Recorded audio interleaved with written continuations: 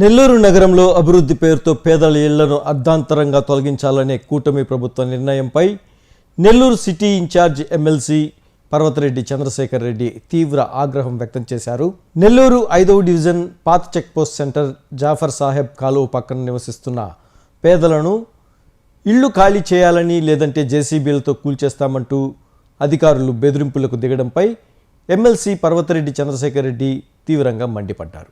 బాధితుల పిలుపు మేరకు నేరుగా వారి గుడిసెల వద్దకు వెళ్లిన ఎమ్మెల్సీ వారి సమస్యలను అడిగి తెలుసుకున్నారు. మంత్రి నారాయణ తన సొంత టీం సభ్యులకు లబ్ధి చేకూర్చేందుకే కాలువ రివిట్మెంట్ పనుల పేరుతో పేదలను ఇక్కడి నుంచి తరిమేసే కుట్ర చేస్తున్నారని ఎమ్మెల్సీ పర్వతరెడ్డి చంద్రశేఖర్ రెడ్డి సంచలన ఆరోపణలు చేశారు. నెల్లూరు నగరంలో అభివృద్ధి పేరుతో పేదల ఇళ్లను అర్ధాంతరంగా తొలగించాలనే కూటమి ప్రభుత్వ నిర్ణయంపై Nellore city incharge MLC Parvathareddy Chandrasekhar Reddy తీవ్ర ఆగ్రహం వ్యక్తం చేశారు.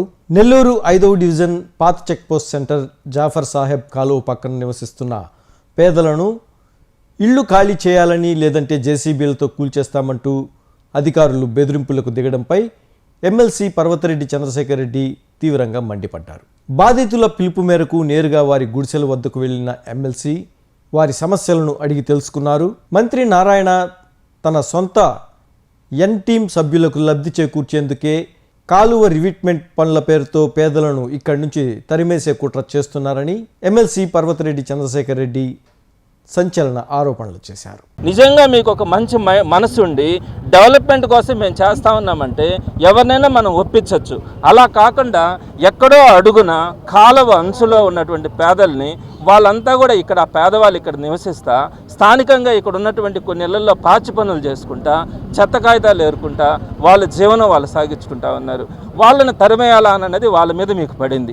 ఈ స్థలాన్ని కూడా కబ్జా చేసి ఈ స్థలాన్ని కూడా మున్సిపల్ జనరల్ ఫండ్స్ నుంచో లేకపోతే మెప్మా ఫండ్స్ నుంచో వాడుకొని మీకు సంబంధించినటువంటి టీంకి మీ మనస్సాక్షిగా చెప్పండి నారాయణ గారు, పారదర్శకంగా పేదవాళ్ళకే నేను ఇస్తాను ఈ షాపుల్ని అని మీరు చెప్పగలరా? చెప్పరు. అప్లై చేసుకునేదానికి కూడా లే. ఎవరైనా అప్లై చేసుకుంటే ఆ అప్లికేషన్స్ అన్నీ కూడా పక్కన నేను 200 అప్లికేషన్లు పెట్టించాను నేను వాంటెడ్గా చూద్దామని, ఒక్కరికి కూడా రాలే. మొత్తం ఆయన చేసినటువంటి టీం వాళ్ళకి ఇచ్చుకున్నాడు. ఇప్పుడు కూడా ఆ పేదవాళ్ళందరినీ కూడా వాళ్ళ గొంతు కోసి వాళ్ళందరినీ తరిమేసి ఇక్కడ ఆ కనీసం అక్కడ కెనాల్కి అది కట్టకుండా వాళ్ళ మనుషులకి అక్కడ షాపులు ఇచ్చుకునే దానికి చేసేటువంటి కుట్ర. ఇది మీరు ఒక్కసారి ఆలోచించండి. పేదవాళ్ళు నేను అనేది ఏంటంటే మీరు అభివృద్ధి పేరు మీద పేదవాళ్ళకి గొంతు కోయబాకండి. పేదవాళ్ళని తరిమేస్తేనే అభివృద్ధి అయినట్టు కాదు. వాళ్ళకి ఎక్కడున్నారు? ఒక చిన్న ప్రాంతంలో ఉన్నారు. అంటే నారాయణ గారు ఆలోచన ఏంటంటే పేదవాళ్ళంతా కూడా ఎక్కడో ఊరవతల శ్మశానాలకు అవతలు ఉండాలా. ఇదే నారాయణ గారి లక్ష్యం. ఎక్కడ కూడా ప్రజాస్వామ్యంలో ఈ పద్ధతులు పాత రోజుల్లో ఉండుంటాయి స్వాతంత్రానికి ముందేమన్నా. ఇప్పుడు అందరూ కూడా కలిసి ఉంటారు. ఉన్నత వర్గాలు ఉంటాయి, మధ్యతరగతి వాళ్ళు ఉంటారు, పేదవాళ్ళు కూడా ఆ ప్రాంతాల్లో పక్కపక్కనే జీవిస్తారు. మీకు అడ్డమే రారు కదా.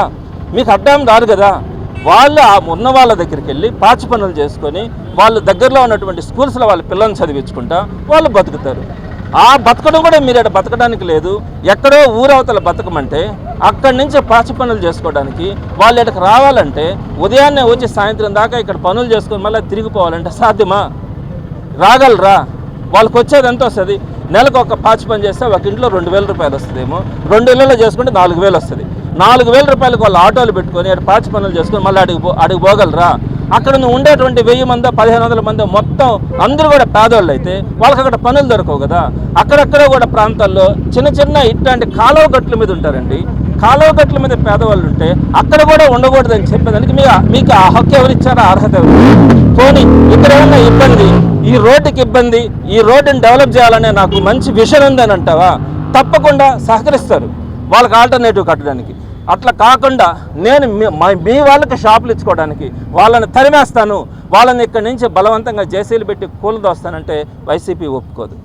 నేను మరలా చెప్తున్నాను, ఇక్కడికి వచ్చి అడ్డమైన కూర్చోవడం కానీ పడుకోవడం కూడా జరుగుతుంది, కానీ ఎటువంటి పరిస్థితుల్లో వాళ్ళకి అన్యాయం జరగనివ్వవు.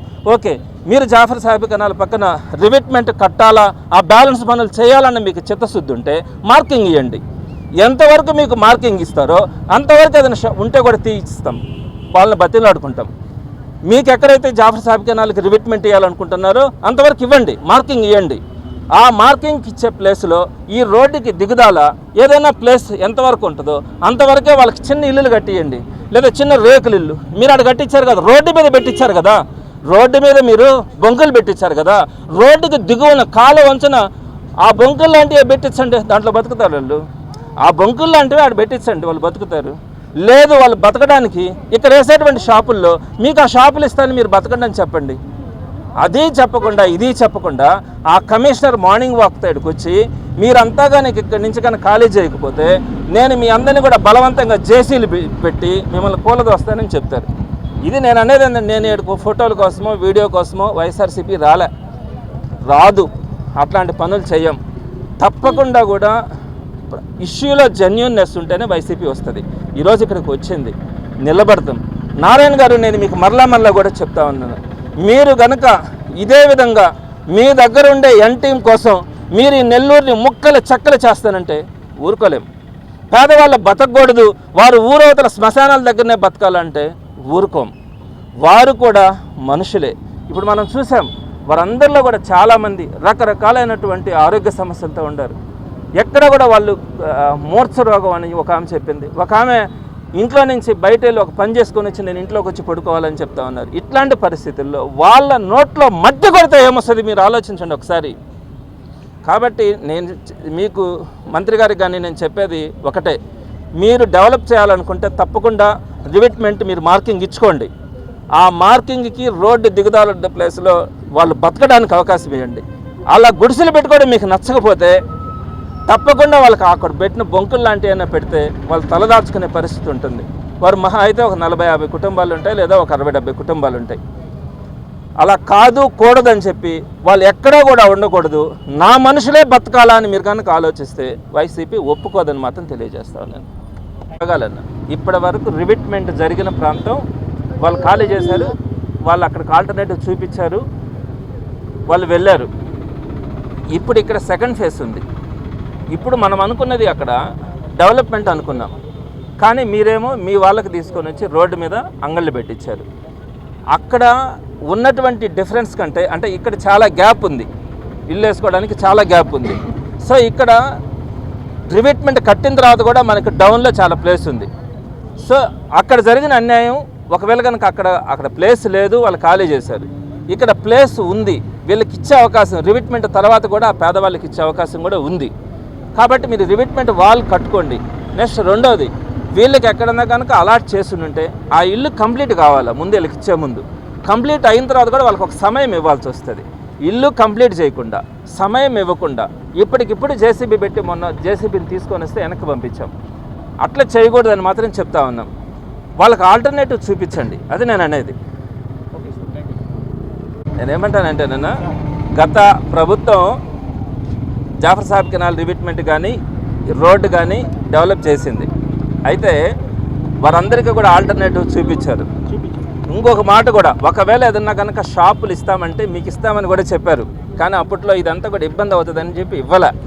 మరి ఈరోజు మీరు షాపులు ఇవ్వాలనుకున్నప్పుడు అప్పుడు కూడా చెప్పినాం, మీకు డెవలప్మెంట్కి సహకరించినటువంటి ఆ పేదవాళ్ళు ఎంతమంది అయితే 15 మంది ఉన్నారు, ఆ 15 టైర్లు అంగడి అవన్నీ కూడా మీకు గుర్తుంటాయి. వారందరికీ కూడా ఆ షాపుల్లో భాగస్వామ్యం చేయండి. ఆ 10-15 మంది ఇచ్చి మిగతా వాళ్ళకి ఎవరికైనా ఇచ్చుకోండి అంటే అది కూడా నారాయణ గారు వినలే. ప్రతి షాపు ఆయనకు సంబంధించిన అంటే మీరు వెరిఫై చేసుకోండి. తర్వాత ఇప్పుడు వీళ్ళకి వచ్చేటప్పటికి వీళ్ళకి జగనన్న కాలనీలో 6 అంకనమ్స్ కొంతమందికి అలాట్ అయి ఉన్నాయి, కానీ దానికి సంబంధించి 1,80,000 రూపాయలు సెంట్రల్ గవర్నమెంట్ ఇచ్చేస్తుంది. 1,50,000 ప్లస్ ఒక 30,000. దాంతో ఇల్లు కంప్లీట్ చేయించాల్సిన బాధ్యత ప్రభుత్వాల మీద కూడా ఉంటుంది. ఈరోజు ఆ ఇల్లులు కూడా కంప్లీట్ కాలే.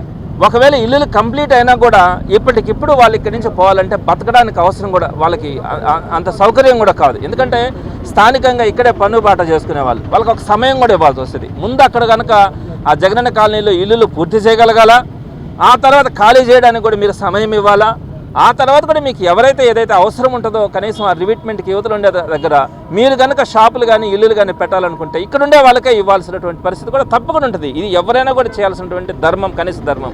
కాబట్టి అవన్నీ కనుక పాటించకుండా నేను నియంతృత్వంతో వెళ్తామనంటే మాత్రం సమాధానం చెప్పే రోజు ఉంటుంది.